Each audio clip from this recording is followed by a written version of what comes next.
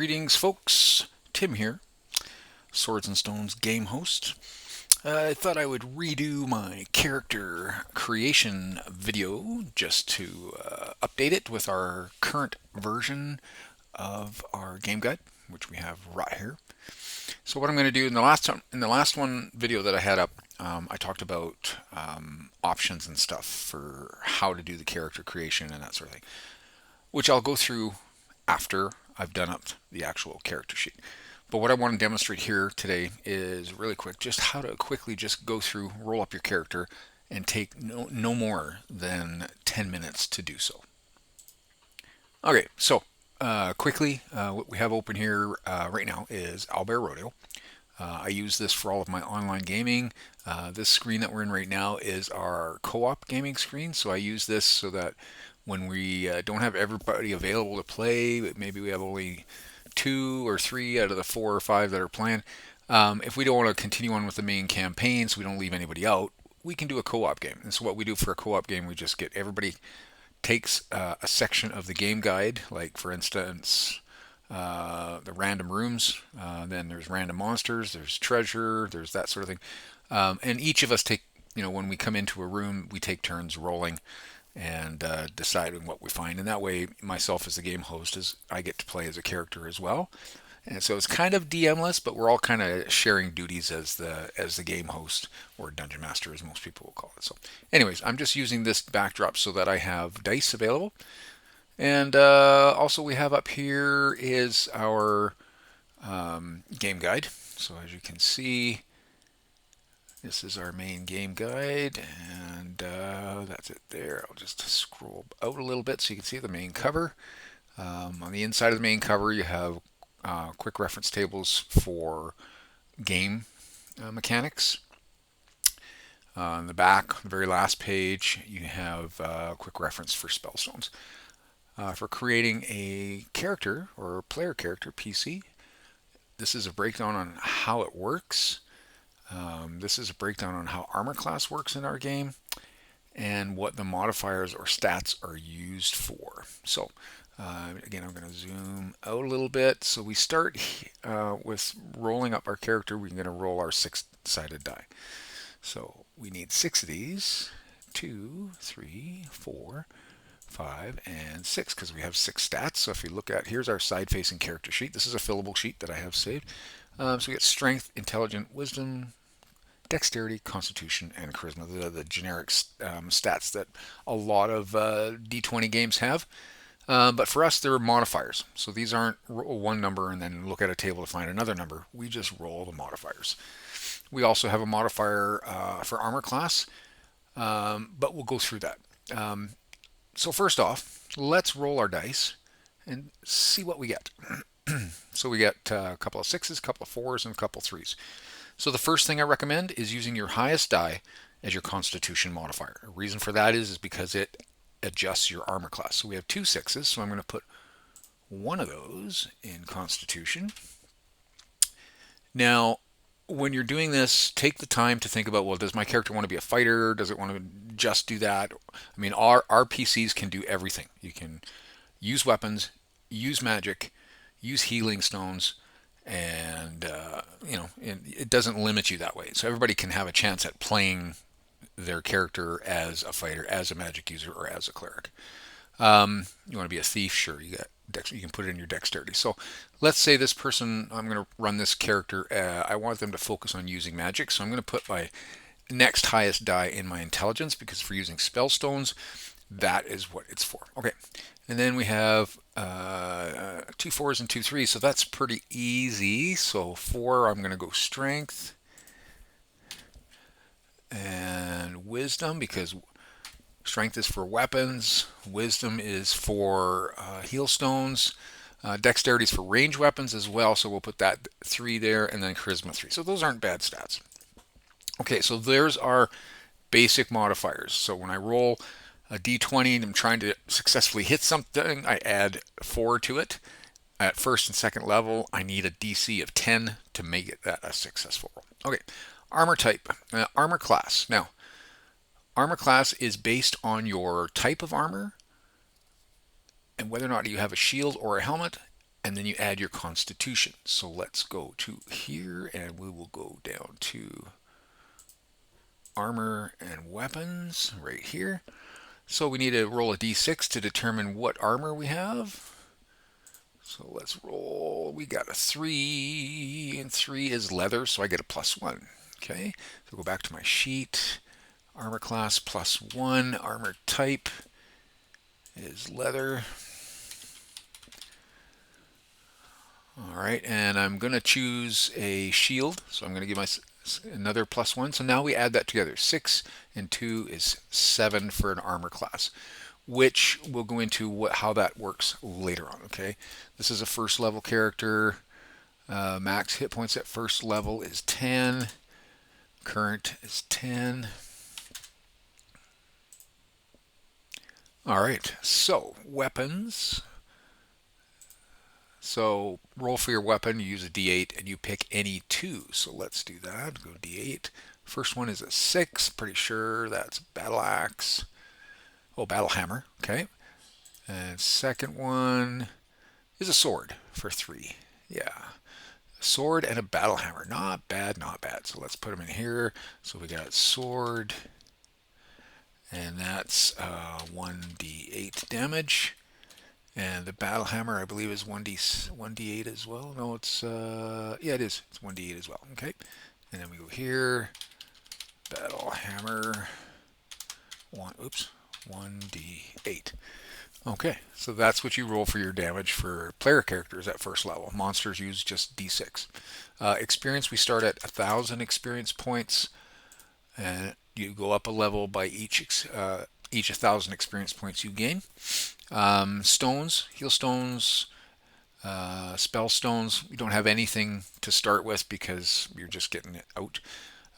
Your backpack, this is all the stuff you have to start with, and here you have 11 more slots so you can pick things up and add to it. Okay, so that's pretty much it. So there, my character is done. It's written up. All I have to do now is come up with a character name, and now I can take a little bit of time to go through my descriptions if I want. So let's go back and do that. So let's go here. Random PC tables. So we'll start with our height. We roll a d12. D12 does not get enough love. So that's a 9. So I'm 6'4", big dude. Height 6 feet 4 inches. What else we got? We got weight 550 pounds. So even though I'm tall, I'm slim. Lean dude. 150. Physique 11. Where's physique? 11. Long arms. Yeah, that makes sense. These are just basic traits that people might notice. Scars, marks. I'm going to put none because this guy's a newbie. I can roll on eyes. You can roll it twice. So we got 2. So they're brown. And if I get a color again, then that's kind of odd. Rounded brown eyes. Okay, so that's not bad. So let's just go brown. And then hair color. Unless I get a 1, which would be bald. 7. I got a ponytail. So yeah, no big deal. So we'll go brown hair, pony. And there we go. That's it. Character's done. How long did that take us? A whopping, well, it's been 9 minutes because I yapping a little bit, but like I said, shouldn't take you any more than 10 minutes. And once you get used to playing, you're rolling up characters probably frequently because in our system, you can die pretty quick. So the game system teaches you to be a little more strategic than it does just be a murder hobo. Yeah, so okay, that's pretty much it. That's all you really need to do to roll up a character. So, if you weren't sitting here discussing things about like I'm doing right now, it probably only take maybe a little over 5 minutes. Roll 6 die. You determine quickly where you want to put them. Roll up your weapons. Roll up your armor. Determine your armor class. After you've rolled up your armor, decide whether you want to start with a shield or a helmet. Later on, you can add a helmet if you start with a shield or vice versa. And then you can do your character description. So, after you actually roll up your character and get your basics done, 5 minutes, and then it's maybe another 2 minutes to roll up your character description, and you're good to go. So just a brief run through on the mods. Strength, that's obvious. So that's for combat, that's for lifting, hitting, pushing, that kind of stuff. Intelligence, the biggest thing for intelligence is the modifier to use towards using spellstones.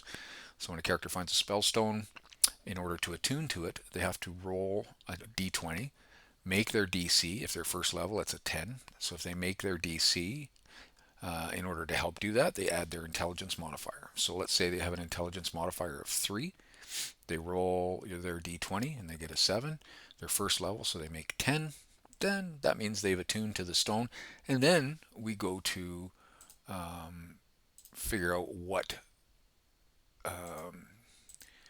spellstone it is, because it's random. They're not guaranteed to know right off the top. So here we have the list of spellstones. So you roll a d6 for which group of spells and a d10 for the actual spell. So that's what they do every time you attune to a spellstone. Heal stones, it's a little different. For healing stones, down here, those will be the blue stones that you find. Spellstones are red. Healing stones, you roll your d20, add your wisdom modifier against your DC of your level, and as long as you're successful, you can use the heal stone. If you fail to use the heal stone, you just put it back in your pocket. If you fail to attune to the spell stone, the red one, same idea, just stick it back in your pocket. If you do use your spell stone for the first 3 levels, spell stones, once they're used, they're just a gray rock afterwards and you got to chuck them. So that's an addition to the search parameters or the investigation or the adventuring part of this game, is seeking out these stones.